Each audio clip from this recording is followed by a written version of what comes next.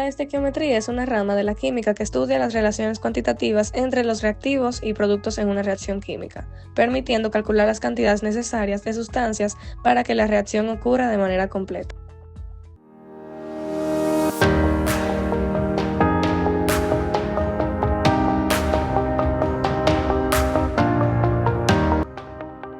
Muy buenos días, mi nombre es Daniela Castillo, soy parte del curso Quinto MT y mi número de lista es 66.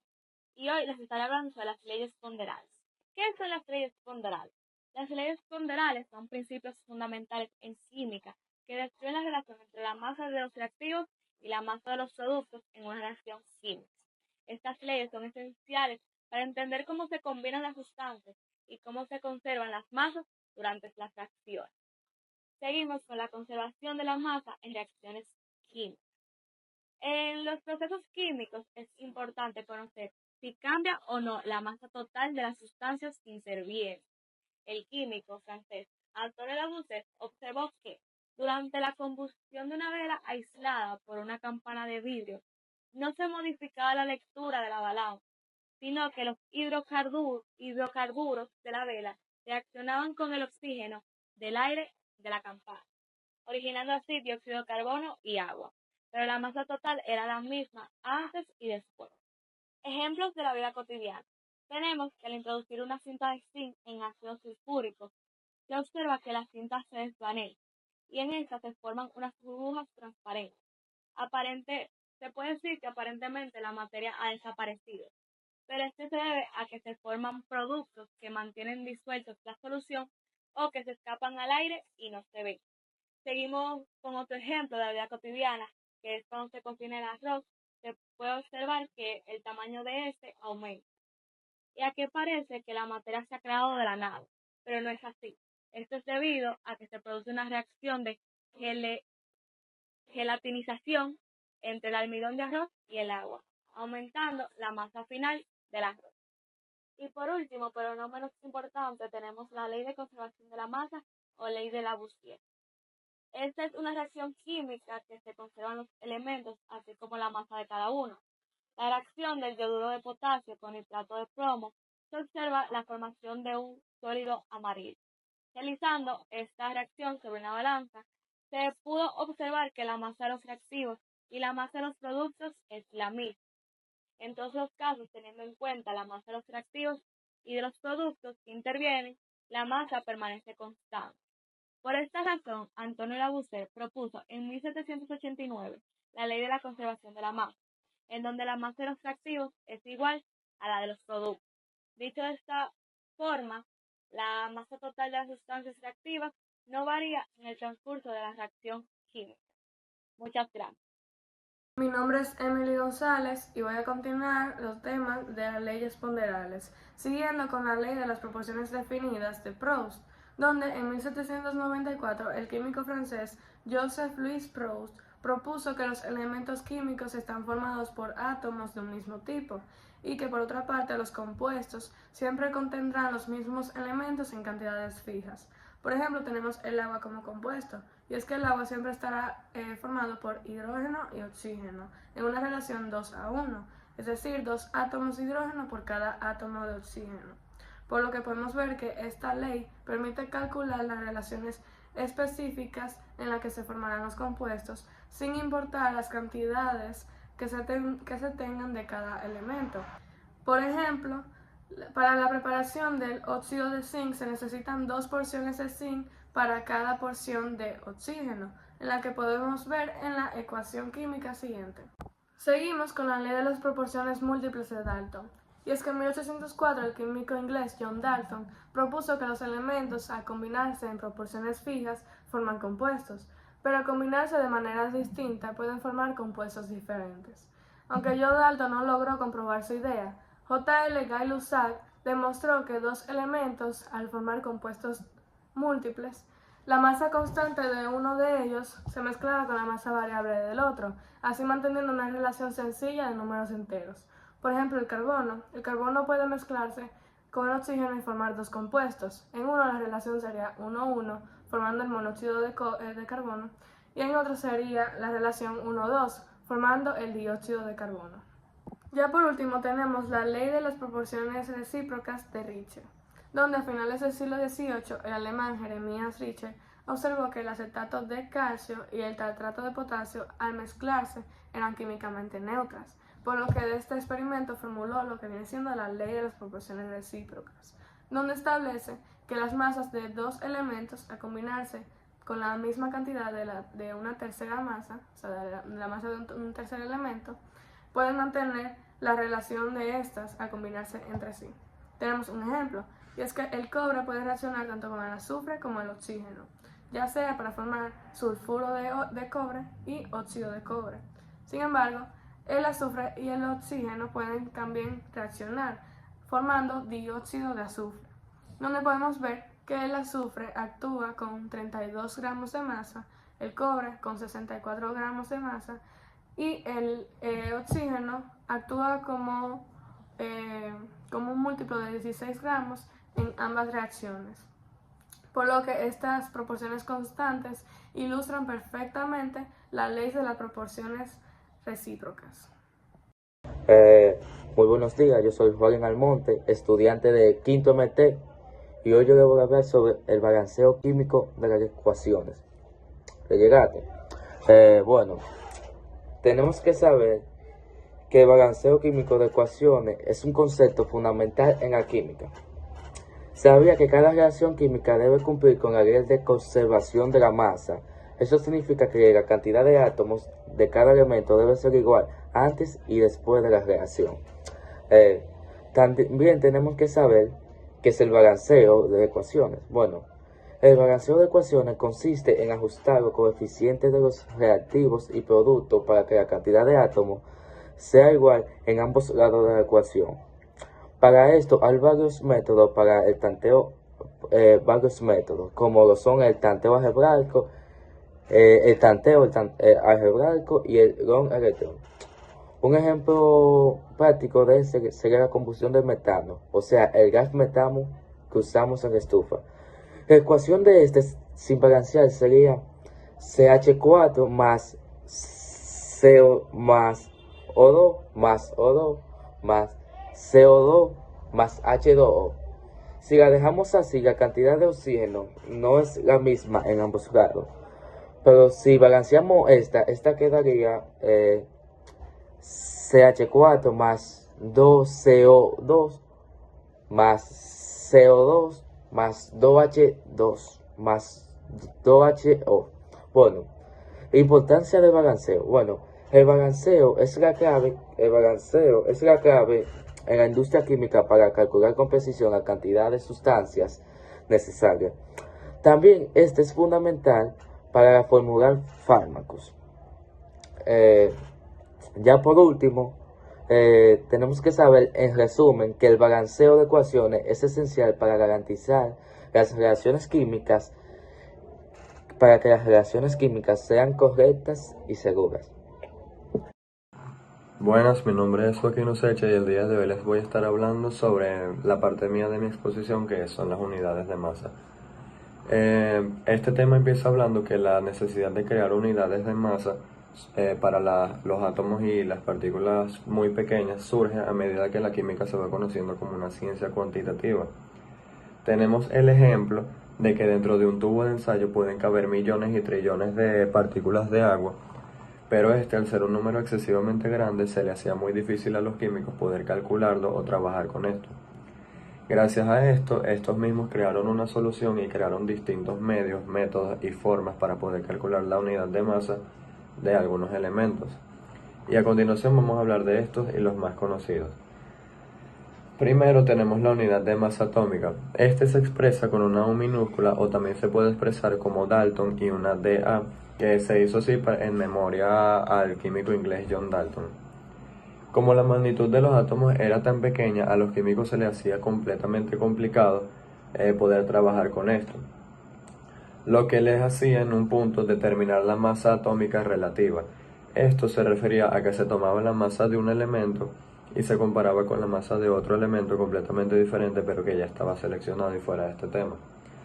Gracias a esto también se puede conocer el tema de las masas atómicas, que la masa atómica surge por comparación en la unidad de la masa de otro elemento, y también es conocido como masa atómica relativa, que se refiere a cuántas veces es mayor la cantidad de masa de un átomo que de un Dalton.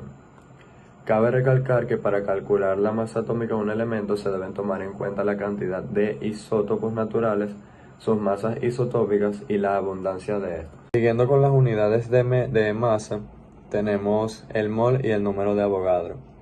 Existe una magnitud que indica el número de partículas que se encuentran dentro de una porción de la materia. Esta magnitud es conocida como la cantidad de sustancia y su medida o unidad de masa es el mol. La IUPAC define el mol como la cantidad de sustancia pura que se encuentra dentro de las entidades elementales o dentro de los átomos.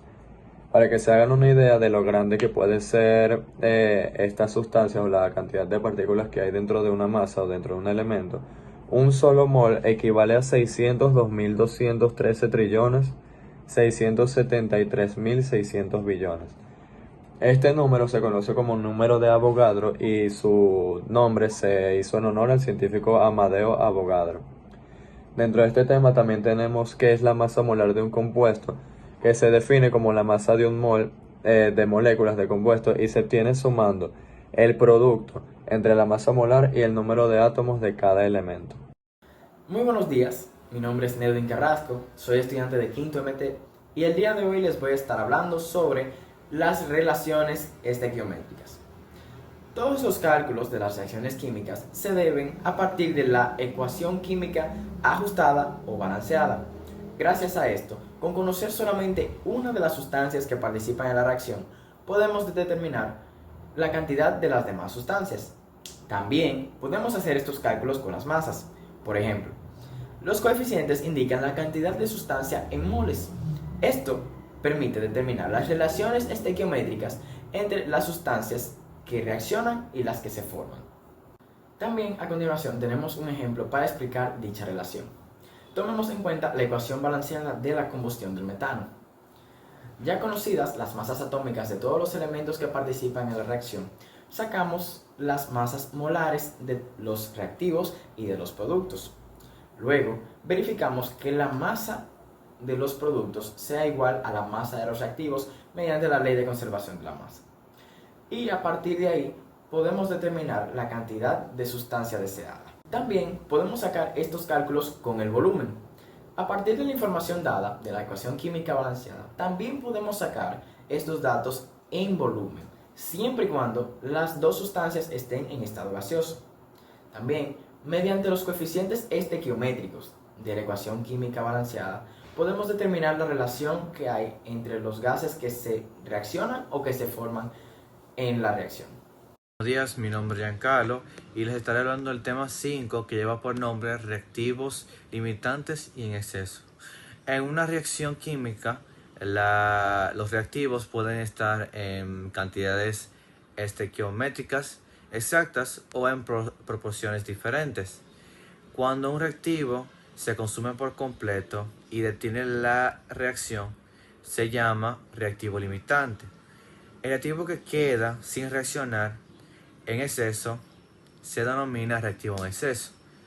Por ejemplo, podemos ver este ejemplo de la vela, que la parafina compuesta por hidrocarburos y el oxígeno del aire reacciona para producir combustión.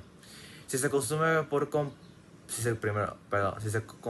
primero el oxígeno, la combustión se detiene. En este caso, el oxígeno es el reactivo limitante y la parafina es el reactivo en exceso. Hay cuatro formas de poder identificar el reactivo limitante en una reacción. Primero, escribir la ecuación balanceada de la reacción, determinar la cantidad de cada reactivo en moles o en grados, dividir la cantidad de cada sustancia entre su coeficiente estequiométrico. Buenos días, mi nombre es Daniela Peña, número 17 de quinto MT, y les estaré hablando sobre la ley de los gases. En el siglo XIX, Ludwig Boltzmann y James Clerk Maxwell desarrollaron la teoría cinético-molecular de los gases para explicar sus propiedades, creando el modelo de gas ideal. Aunque los gases ideales no existen en la naturaleza, este modelo ayuda a entender el comportamiento de los gases reales. Las partículas de los gases del gas ideal se mueven libremente, chocan entre sí y con las paredes del recipiente, ejerciendo presión sin intercambiar energía total. Los gases reales tienen diferencias con los ideales, como fuerzas de atracción y repulsión entre partículas. Para la teoría cinético-molecular permite explicar y predecir su comportamiento con precisión. Ley de Pauli. De acuerdo con esta ley, una cantidad determinada de gas, el volumen es inversamente proporcional a la presión si la temperatura se mantiene constante. Aquí tenemos la fórmula de este. Un ejemplo es, cuando aumenta la presión ejercida sobre un gas en un espacio cerrado, contiene el volumen disminuye. Cuando la presión sobre el gas se duplica, el volumen disminuye a la mitad. Ahora pasamos con ley de Charles. Según esta ley, a presión constante, el volumen de un gas es directamente proporcional a su temperatura. Ejemplo. Se tiene una presión constante y se eleva la temperatura del gas. A medida que se calienta el gas, el volumen ocupado por este aumentará, siempre que la presión se mantenga constante. Por último, ley de Gale-Lussac. De acuerdo con esta ley, a volumen constante, la temperatura de un gas es directamente proporcional a su presión. Ejemplo, si el volumen de un gas no cambia y aumenta la temperatura, las partículas tendrán mayor energía cinética. Los choques y los movimientos de las partículas sin expansión aumentarán la presión dentro del recipiente cerrado. Eso es todo por mi parte. Gracias. Yo soy Gabriela y ahora yo les voy a hablar sobre el principio de Le Chatelier. En una reacción química reversible existen dos sentidos de la velocidad de reacción. La velocidad de reacción en el paso de los reactivos a productos, esta es conocida como velocidad de reacción indirecta, y la velocidad de reacción en el paso de los productos a reactivos, conocida como velocidad de reacción inversa. Dichas velocidades de reacción actúan simultáneamente en todo el transcurso de la reacción. Aquí una imagen de cómo se representa cada una, reacción directa y reacción inversa. En equilibrio químico y principio se dice que una reacción química está en equilibrio químico si la velocidad de una reacción directa y la velocidad de una reacción inversa son iguales, permitiendo a las concentraciones de reactivos y productos mantenerse en constante equilibrio. El principio de Le Chatelier establece que si un sistema en equilibrio es sostenido a una perturbación en sus condiciones, este se desplaza hacia una nueva posición con el fin de contraerse el efecto provocado y recuperar el estado de equilibrio. En factores que alteran el equilibrio químico. Existen factores que al variar durante una reacción química pueden alterar la condición de equilibrio. Por ejemplo, la temperatura. El aumento favorece la reacción endotérmica y la disminución favorece la reacción exotérmica. Presión y volumen en sistemas gaseosos. Aumento de presión y volumen en sistemas gaseosos principalmente. Aumento de presión disminuye el volumen, o sea que favorece el lado con menos mole, y disminución de presión, este aumenta el volumen, o sea que favorece el lado con más moles. Por último, concentración, este aumento de reactivos, o sea que favorece la reacción directa, y aumento de productos que favorece la reacción inversa. Aquí una imagen de cómo se pueden presentar mejor y por maneras de las cuales esto se puede presentar en la vida cotidiana es, por ejemplo, cocción de alimentos según la de presión, que sería presión y volumen. De la temperatura se puede presentar enfriar bebidas con gas, y de la concentración, respiración celular y ejercicio. Gracias.